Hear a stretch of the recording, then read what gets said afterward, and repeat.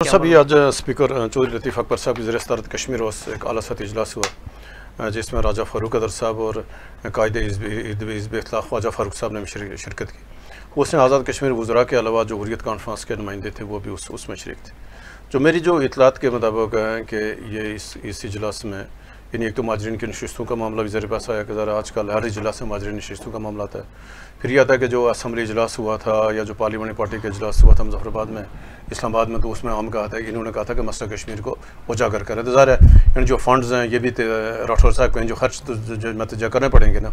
अभी तक ये हुआ कि जो पार्लियामेंटी वफूद हैं ये बाहर जाएंगे और जाकर ज़ाहिर मसला कश्मीर उजागर करेंगे और ज़ाहिर स्पीकर साहब ज़ाहिर असम्बली के वफूद पार्लियामेंटी वफूद भेजने की जो जिम्मेदारी स्पीकर साहब ज़ाहिर वक्त इसकी जो मंजूरी देती है।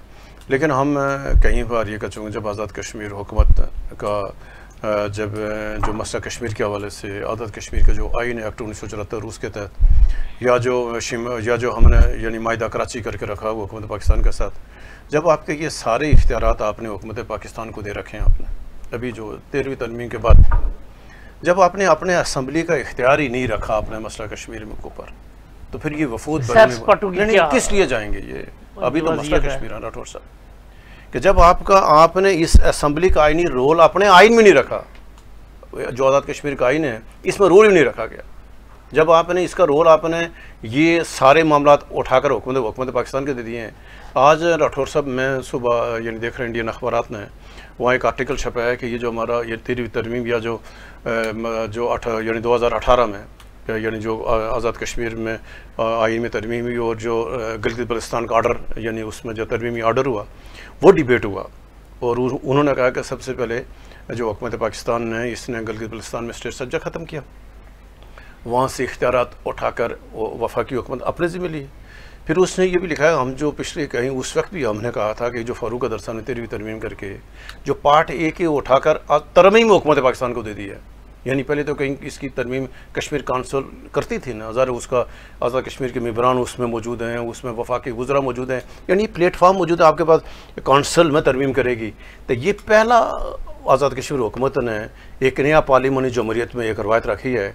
उन्होंने हुकूमत को इख्तियार दे दिया कि जो पार्ट ए है आज़ाद कश्मीर के एक्ट में उसमें तरमीम हुकूमत पाकिस्तान करेगी। और पाकिस्तान के कौन किया? पाकिस्तान की पार्लियामेंट करेगी, पाकिस्तान की काबीना करेगी। कौन करेगी? काबीना है ना, यानी क्या काबीना? आप मुझे ये बताएं क्या काबीना ने आज तक आइन की तरमीम की है किसी पार्लियामेंटी जमहूरियत में? किसी आमरीत के दौर में नहीं, वो असम्बली मौजूद होती है ना, वह बेशक लूली लंगड़ी असम्बली है, जाली असम्बली, तो असम्बलियों को यूज़ किया जाता है, असम्बली यूज़ की जाती है। तो ये उसमें आर्टिकल में डिबेट था कि ये हम उस वक्त ही हमने कहा था कि ये जो इन छोटे मामला आप अपने ज़ाती मफाद जैसे अभी देखो नहीं, इस बात की तरफ पार्लिमानी वफद जो जा रहे हैं कि फरार तो नहीं है 29 सितंबर की? नहीं, फरार 29 सितंबर अलग सी बात है राठौर साहब। ये मसला कश्मीर के हवाले से ये जो ज़रा स्पीकर का बजट होता है, असम्बली का बजट होता है, फिर हुकूमत आज़ाद कश्मीर ने अपने मेंबरान को वज़रा को ओबलाइज भी कर रहा होता है ना, ओबलाइज कर रहा होता है। ज़रा उन्होंने जाना है शॉपिंग करनी है बाहर जाए और क्या करना है, कश्मीर में खाना है जाकर ना, उन्होंने जाकर किधर दावतें खानी है, कश्मीर जाएंगे, हाँ जाकर पाउंड है उधर खिदमत करें, इधर से जाएंगे पैसे खर्च करें राठौर।